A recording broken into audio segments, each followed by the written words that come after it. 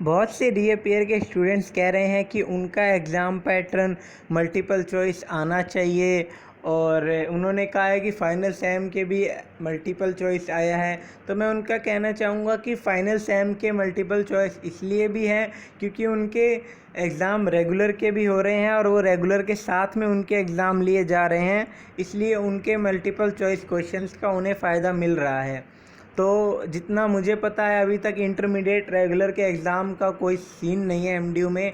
और अगर आपको लगता है कि इंटरमीडिएट के रेगुलर के भी एग्ज़ाम होंगे तो आप एमसीक्यू पढ़िए, बहुत अच्छी बात है अगर आपको ऐसा लगता है। मुझे ऐसा बिल्कुल भी नहीं लगता।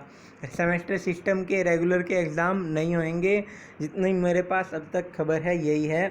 और मैं आपको एक बार बता देना चाहूँगा कि रीअपीयर के एग्ज़ाम पैटर्न में आप एमसीक्यू क्यों ना पढ़ें, क्योंकि देखिए एमसीक्यू अभी हम करंट पैटर्न पे ही बात करते हैं। हम ज़्यादा आप करंट पैटर्न पे ही सोच रहे हैं ना, हम करंट पैटर्न पे बात करते हैं। 50 में से आपको 40 करने होंगे और 80 मार्क्स का पेपर होता है वैसे भी, तो 2 मार्क्स का एक एमसीक्यू पड़ जाएगा, आपका 80 नंबर का पेपर हो गया। Okay done.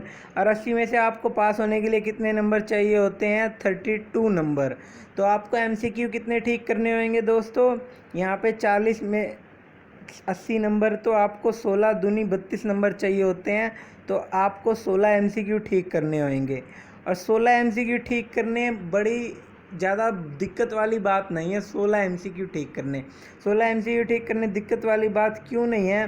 क्योंकि अगर आप प्रोबेबिलिटी के हिसाब से मान के भी चलो कि आप सभी एमसीक्यू पे एक ही टिक मार्क करते हो, तो प्रोबेबिलिटी कहती है कि 1/4 आंसर ठीक होंगे। अगर आप सब पे ए करते हो तब भी आपके 10 आंसर ठीक होंगे। और 10 से आपको 16 आंसर ठीक करने में अगर आपने सब्जेक्टिव पढ़ा हुआ है तो बिल्कुल भी दिक्कत नहीं होएगी, बिल्कुल भी रत्ती भर दिक्कत नहीं होएगी। और अगर आप यदि रीअपीयर के कैंडिडेट हैं और अगर आप पढ़ लेते हैं, मान लो आप ऑब्जेक्टिव टाइप पढ़ लेते हैं और आपका सब्जेक्टिव पेपर का एग्ज़ाम नोटिस आ गया, अगर आपका सब्जेक्टिव पेपर का एग्ज़ाम नोटिस आ गया, फिर आपकी तसल्ली की लग जाएगी और आप कैसे भी करके मौके पे अगर 5 दिन पहले, मान लो 5 या 7 दिन पहले डेट शीट आएगी और 5 से 7 दिन में आप सब्जेक्टिव की तैयारी बिल्कुल भी नहीं कर पाएंगे। एमसीक्यू तो आप 4 में से एक टिक कर सकते हैं, लेकिन सब्जेक्टिव में आपको लिखना होगा और काफ़ी ज़्यादा लिखना होगा, शीट्स भरनी होंगी ढेर सारी, और ऐसा पॉसिबल नहीं हो पाएगा ऑन द स्पॉट अगर आप एमसीक्यू की तैयारी कर रहे हैं अब। लेकिन अगर आप सब्जेक्टिव की तैयारी कर रहे हैं तो आप एमसीक्यू को ईज़िली लपेट लेंगे। आपको 4 में से एक पे टिक करना है और आप अपना 16 आराम से टिक कर सकते हैं। और ये मैं बताना चाहूँगा एक बार कि 16 एमसीक्यू किसको चाहिए? जिनके प्रैक्टिकल में 8 नंबर आए हुए हैं, जो प्रैक्टिकल में, या प्रैक्टिकल जिसे कह रहे हैं मैं, जिसे इंटरनल इवैल्यूएशन कहते हैं, जिसमें प्रोजेक्ट फाइल और अपना अटेंडेंस के नंबर होते हैं, उसमें 20 में से जिसके 8 नंबर आए हुए हैं उसे 16 एमसीक्यू ठीक करने हैं। और जो इंटरनल में जिसके मान लो 0 नंबर हैं तो उसे करने हैं 20 एमसीक्यू ठीक। इंटरनल में 0 नंबर बहुत ही कम स्टूडेंट्स के होते हैं, होते ही नहीं है लगभग। जो जाता है और जो अच्छे से अपनी प्रेजेंटेशन वगैरह देते हैं उनके आराम से 15-16 नंबर आ जाते हैं। तो देखिए आपको 16 एमसीक्यू ठीक करने के लिए इतनी खुबात नहीं करनी पड़ेगी, इतनी दिक्कत नहीं होएगी। और अगर ऐसा नहीं होता है, सब्जेक्टिव आ जाता है, आप एमसीक्यू की तैयारी करते हैं तो आप लटक जाओगे, आप अपना साल ख़राब कर बैठोगे। और सब्जेक्टिव भी अगर आप कर रहे हैं, जितनी मेरे को उम्मीद है मैं उस हिसाब से बताता हूँ कि एमडीयू आपको पहले हर यूनिट में से एक करना होता था और पहला क्वेश्चन कंपलसरी होता था, तो उसकी बजाय एमडीयू आपको एनी 5 दे सकती है। Any 5 out of 9, any 5 out of 9 इतना कर सकती है एमडीयू, जितना मेरे को उम्मीद है। और आप सोच रहे होंगे कि एनी 3 कर दे, तो ऐसा बहुत ही रेयर है। एमडीयू अपना ऐसा बिल्कुल भी नहीं करेगी कि एनी 3 कर दे। तो आप इस तरीके से तैयार रहें कि आपको हर यूनिट में से एक क्वेश्चन अटेम्प्ट कर सकें। अगर ये वाली रिलैक्सेशन भी मिलती है ऑन द स्पॉट, मान लो हफ्ते पहले या 10 दिन पहले मिलती है, तो इससे आपका फ़ायदा ही होगा। लेकिन आप तैयारी अपनी सिर्फ सब्जेक्टिव के आधार पर पिछले पैटर्न के हिसाब से पहला क्वेश्चन कंपलसरी और हर यूनिट में से एक क्वेश्चन के हिसाब से करें तो बहुत अच्छा होगा।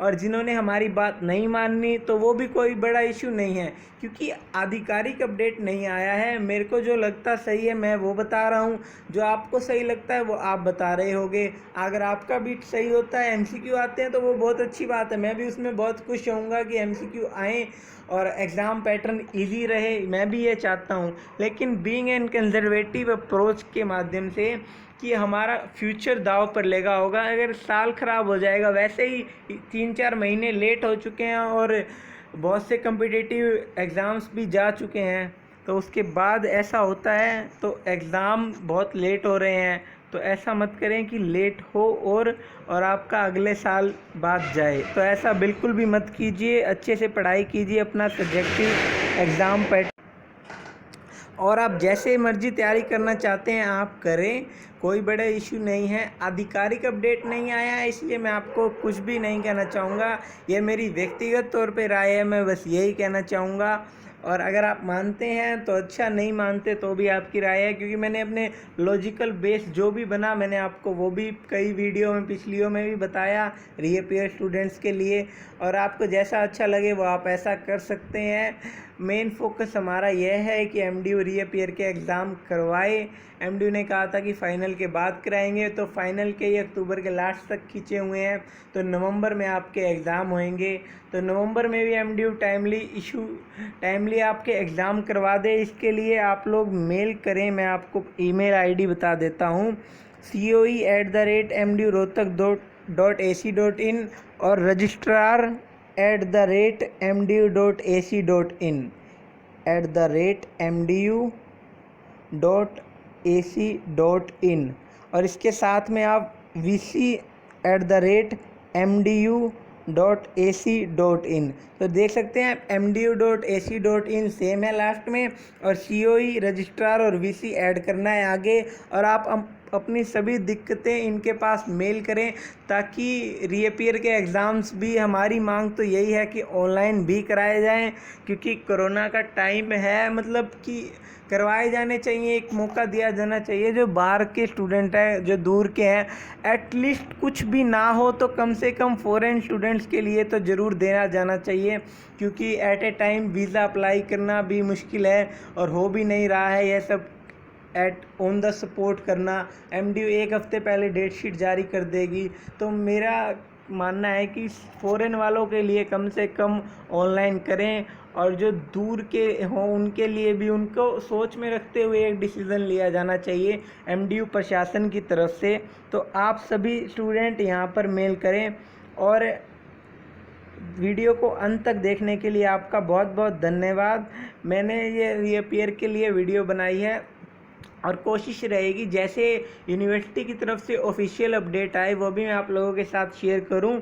वीडियो को अंत तक देखने के लिए आपका बहुत बहुत धन्यवाद। जो चैनल पर नया हो वो चैनल को सब्सक्राइब कर लीजिएगा, आगे अपडेट आती रहेंगी।